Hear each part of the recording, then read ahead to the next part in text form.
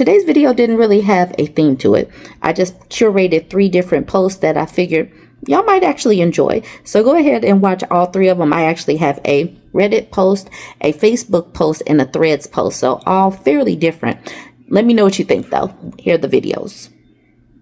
One of my homies sent me a bunch of screenshots saying that this is what fuels her nightmares. This was in a group with older women, so I did blank out all of the names. So this woman says, my husband is retiring in 6 months, and I'm terrified of what life will be like. Married 26 years, and his work has been very unreliable, so I'm fully aware of what having him home all the time is like. But there was always hope that he'd go back to work someday. And now it's just about game over. I'm not worried about money because I'll still be working and can support us, but he'll be home on the couch every day, forever and ever.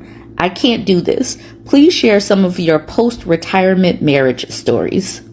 I can already tell just by how she wrote this last bit. He'll be home on the couch every day, forever and ever. This woman is exhausted. She's pre-exhausted at the thought of him being there every day. Okay, so this first person makes a comment, buy him a motorcycle, he'll never be home. And to that she says, I would, but he would not ride it. He does not like to leave the house. If he had interest, this would not be an issue. He literally lives to watch TV and play video games. There isn't anything else he wants to do.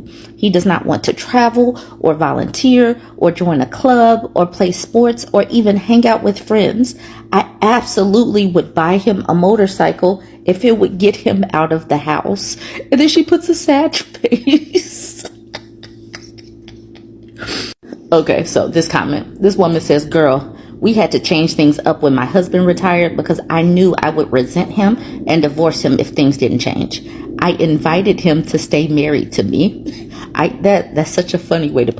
I invited him to stay married to me if he took over the cooking and taking care of the dogs. He does. He has now started to also do the grocery shopping as part of that. It's not perfect and he doesn't know how to clean, but for my sanity in our relationship, I could not just be working and paying all the bills and have him contribute nothing. Best to you. And so then the woman says, thank you. This is exactly what I was looking for. You understand my plight and you took action. I don't know if it'll work. I don't know what I'm afraid of. If he's offended or angered by an ultimatum, it really shouldn't matter. Why am I afraid to advocate for a more engaged and contributing partner? I never asked for anything of him. Years have gone by and he does whatever he wants. And I just keep working and paying the bills. So this is obviously an older lady. She's been married for 26 years. She's never asked anything of him. And right here, I want to make sure that you all, as you're watching this, start advocating for yourself more.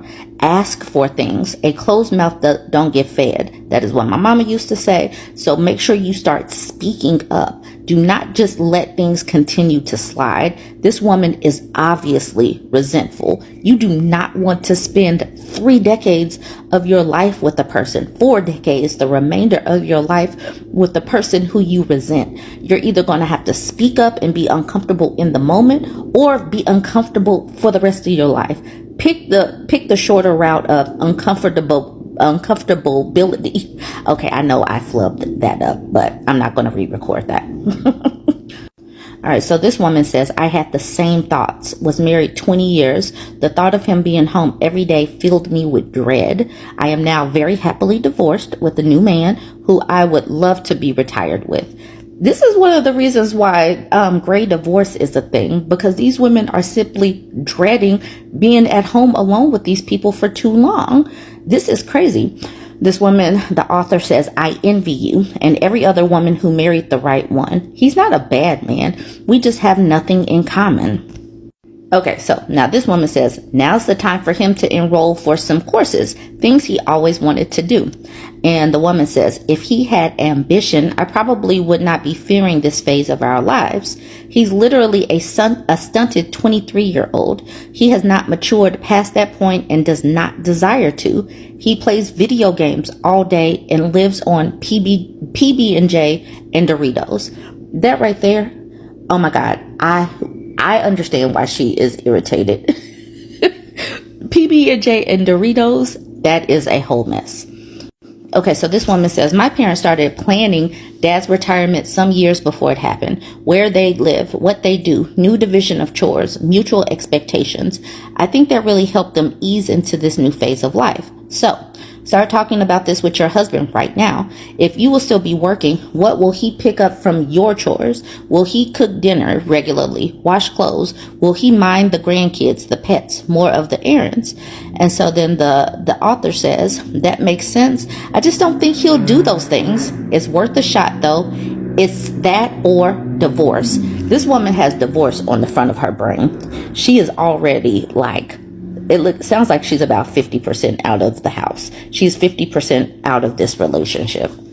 Okay, so this person asked the question, are the two of you having conversations about how you're feeling? And to that she says, I did tell him a year ago that if he was going to spend his retirement on the couch playing video games, it was not going to work for me. He expressed surprise at my feelings, but made no promises or concessions and changed nothing. He probably forgot I said it moments later.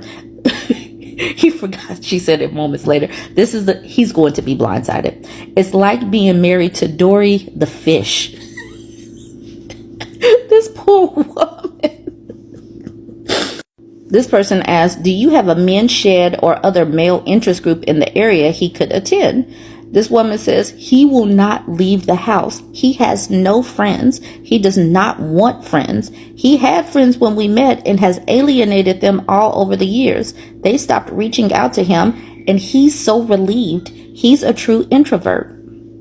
The lady who sent me all of these screenshots sent me a whole lot, like about 20. Maybe even close to 30. And it just really, the way they're asking these questions or giving her things that she could do, the action plans for her, just goes to highlight how women are supposed to carry the mental load, how women are supposed to plan for the man. And it does get exhausting just reading through these, reading her responses. And like I said, there were a lot more. This woman is tired of all of the things that she's had to put up with, and she's pre-exhausted by seeing this man. She's going to be, if she stays with him, she's going to see him. She's going to be jumping up, going to work, doing her morning routine, and coming home and seeing him in the exact same place. She is not going to last past a year. She's not going to last past a month. She called him Dory the fish. She said he lives on PB&J and Doritos and only wants to play video games. And this man, like she said, has alienated all his friends. He is going to be part of the male loneliness epidemic, and he's about to get blindsided because he's not listening to her. I could continue to show y'all some of these screenshots, but y'all definitely get the point. Yeah, women have these natural leaders can't barely lead themselves, and women do so much.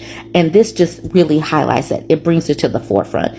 And, you know, when people talk about how lonely it is if you're a single woman, think about how much extra work she has to do because of this type of person. And all of the other people that were sitting up there talking about what they had to do because of their husband being in retirement. Like, do you really want to be 60, 70 years old sitting up here having to push a man off the couch to go do something? Who really wants to do all that? Anyways, let me know what you think of all this. It definitely gave me a chuckle. And let me know if you want to see some more of the screenshots. If you want to see some more of the screenshots, I got lots more. I can do them for you in a video tomorrow. Let me know. Like, comment, and share. I was tagged in this post in the stories subreddit. It's titled, I secretly recorded my professor making sexist remarks and got him fired. This is from a dude's perspective. So he's a 26-year-old man. He says, I'm in my final year of university and I had a professor, let's call him Dr. R, who always made weird, inappropriate comments.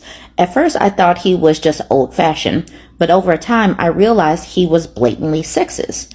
It started subtly. He would call on male students more often and dismiss female students' answers as lucky guesses. But as the semester went on, his comments became worse. He once said in class, women just aren't as naturally gifted in logic-based subjects. And another time, when a girl asked a question, he laughed and said, if female students spent less time worrying about their looks and more time studying, maybe they'd get better grades. Whenever we had a difficult topic, he'd smirk and say, "This might be a little hard for the girls, but don't worry, just smile at your lab partners and they'll help you out." Then one day, he completely crossed the line. A girl in my class wore a tank top because it was hot outside. Nothing inappropriate, just normal summer wear. He paused the lecture and said, "Wow, dressing like that for extra credit? Bold strategy." Some people laughed awkwardly, but the girl looked mortified. She barely spoke for the rest of the class. That's when I decided to start recording. Over the next few weeks, I captured multiple instances of him making sexist comments. The worst was when he joked that women should focus on easier fields because STEM was too stressful for them. That one pissed me off because there were girls in the class working their butts off and he was acting like they didn't belong there. I compiled everything and submitted it anonymously to the university's disciplinary committee. They launched an investigation, and within a month, Dr. R was fired. Now, some of my classmates, mostly the guys, are pissed at me. They say I ruined a man's career over a few jokes, and that I should have just ignored him. But a lot of the female students have thanked me, saying they've been uncomfortable in his class for years. When I was first tagged in this, it had about 3,000 comments. This one has exploded. It has now gotten up to 7,000. And that's the reason why it has all of these edits. He has a double edit, but the first two are the exact same.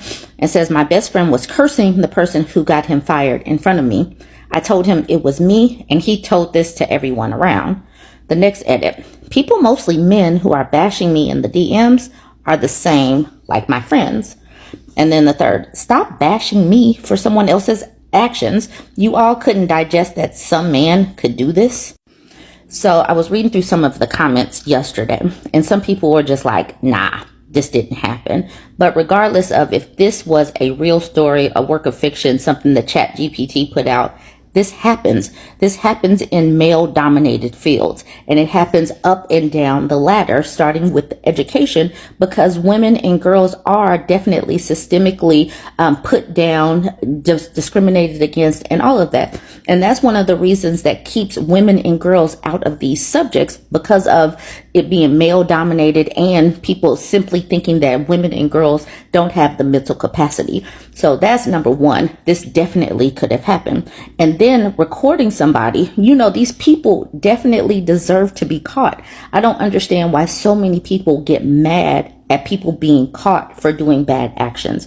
Women and girls don't deserve to have all of these jokes leveled at them, basically embarrassing them in public settings. And it's just like, you ruin a man's career over some jokes.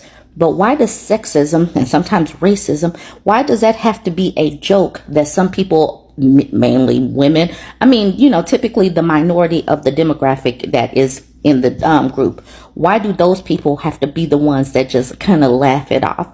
Why is it acceptable? And so we have to get to the point where we make sexism unacceptable. We can't just be laughing at jokes at the expense of women, because this is one of the reasons, one of the barriers for women getting into these fields is because of the sexism. But then when there are not enough women in these fields, that's how it gets written off as women just can't hack it in these fields. It's like a self-perpetuating cycle, because they push us out with all of the sexism, the racism, the derogatory, the jokes or whatnot, just pushing women and girls out of these fields. And then they're like, you know what? It's just because they're not smart enough. They're not good enough. And then even if you do make it, it's because you're a DEI hire. It's like women can't win when it comes to this stuff. So bad actors need to be rooted out. My Netta says, "You are amazing. The professor is the reason why we don't see more women in STEM. If that's how they're treated at school, that's how they'll be treated in the workforce. It's exhausting. In high school, we had automotive mechanics as an option. Every time girls joined the class, the teacher made a crack asking if they were lesbians. Were they trying to prove something or wanted to snag a boyfriend? The girls would drop the class in the first week." Exactly. That's exactly what I was saying. This is how they push girls out at the very beginning. Careful Elk says, you have low T, as in low testosterone. Stop eating soy. Phoebe says, they say I ruined a man's career over a few jokes, 100%, and he deserved it. Stockland says, congrats, here's your White Knight Award. Unfortunately, it probably won't get you much extra peaches, though, if that was your aim. Your Ma warned me about you says, there's a fine line to be drawn between making comments about someone's choices of clothing being banter versus being a sexist remark. Someone's comments of that kind purely because they are banter to some, mostly men to be honest, and some will see them as sexist. Your professor lit his own career on fire. He'd have been caught eventually because someone who was offended by his sexism, male or female, would eventually have done what you did. It just so happens that you did it. It was you who did it. I, a 52-year-old male, wouldn't have necessarily done exactly what you did in terms of submitting the evidence to the disciplinary committee, but I would certainly have recorded him, made him aware of the existence of the recording, and making sure he understood that if it continued, it would absolutely be made public. Red Huey is a little upset. He says, what is the need for people to make sure others suffer consequences? Doesn't it say more about you that you feel the need to exact some third-party vengeance for slights to others? The walk around like a rooster telling everyone what you did? Do you do things because they are right or because you want people to know you are right and have them praise you for it? More importantly, are there no consequences waiting for you somewhere around the corner? Should no mercy be shown when they appear? These people really get mad. They really get mad when men have to face consequences for sexism. Like, why should women have to face this simply for a man's reputation? Maybe men should take their reputation more seriously. Charming Rejector says, they are bashing you for your conduct, secretly recording someone and getting them fired and ruining their entire life and income just for saying words that you don't like. Taking him aside and telling him that it's inappropriate would have been the right course of action. You're the equivalent of nuking a city just because you don't like the people there, or maiming someone for life for entering your property. It's not an appropriate use of force. The way he finishes with this part saying, did the professor act badly? Yes. Did you act way worse and over the top? Also, yes. So I guess filming a crime, I don't know. These people are wild. Consequence says, that's disappointing conduct. Pretend Limit says, congratulations, why posted on Reddit? They really don't want people talking about this type of stuff because it might embolden the next person to take video or to take audio of people behaving badly. So that's the reason why they want to squash this type of stuff. Really shame these type of people that are whistleblowers. Roman Pierce says, you did a good thing, but I agree. You should have just zipped your lips and been happy that they got fired. But your life, and in my opinion, you can't be upset at people being mad at you. That's of them, but you should have known that this was a possibility. Cyberlinker says, cool dude, keep on going, effing up people for small stuff. I wish you the best of luck on the other side one day. Lackery says, small stuff is making women uncomfortable for no reason every day. Impossible Aspect says, you must be a dude that knows about small stuff. Caregiver Spiritual says, women constantly being made to feel like they don't belong in a particular field is not small stuff. Oddly Dangerous or Oddly Dang says, sexism isn't small stuff. The teacher effed himself up. So the comment section is definitely a mixed bag, but I say shine the light on bad behavior. That's the only way to root stuff out. Let me know what you think about this one. Don't forget to like, comment, and share. This is another example of a woman having to carry the emotional load, the mental load in a relationship. So this woman named Melina Psychology on Thread says, in my last relationship, I spent a lot of time trying to explain to my partner that he struggles with emotional regulation. I pointed out the patterns, the shutdowns, the outbursts, but no matter how often I explained it, my words didn't seem to get through to him. So I stopped explaining, and instead I did this. During a simple conversation in which we had to find a compromise meeting both of our needs, he struggled to stay regulated. I stayed completely calm, but he shut down, got frustrated, lashed out. Listening to this sounds like she is gentle parenting an adult man. All right, she says, instead of jumping in to calm him down or explaining to him why lashing out is hurtful, I simply said, I thought we agreed on having a calm conversation. I don't want to be shouted at. He said angrily, then let's not talk. I took him by his word and hung up the phone. I took a deep breath to make sure I stay calm and grounded. I resisted all urges to text him, even though I desperately wanted to clarify the issue we were initially planning to discuss when he escalated the conversation. 30 minutes later, he texted me, sorry for lashing out. Thank you for staying so calm and being patient with me. I told him that me staying calm is the result of all the journaling, yoga nidra, and sound healing I did in the last day to keep myself calm and grounded. I used to take responsibility for his emotional regulation, softening my words, avoiding certain topics, and doing the work to keep things calm. I reminded him to take a deep breath whenever he would get heated in a difficult conversation, and I would reach out first whenever an argument escalated. But this time, I held my boundary. I'm only willing to talk if you can regulate yourself. And when he couldn't, he had no one else to blame. Sometimes people don't change because they don't feel the consequences of their action. Explaining can only go so far. Letting them experience their own patterns is far more powerful. Whenever I ended a conversation immediately when he lashed out or shut down, he saw his own emotional dysregulation without me absorbing the impact. He couldn't escape the reality that this was his work to do. That's why sometimes the most powerful thing you can do is step back and let someone sit with the weight of their own behavior. If someone refuses to see a pattern, stop explaining it. Stop rescuing them from its consequences. Let them experience it. Let reality be their teacher. That's when real change might start. I wanted to do this because this speaks to so many different kinds of situations. It definitely speaks to what I've been saying about MAGA and making sure that they feel the consequences of their vote for 2 to 3 years.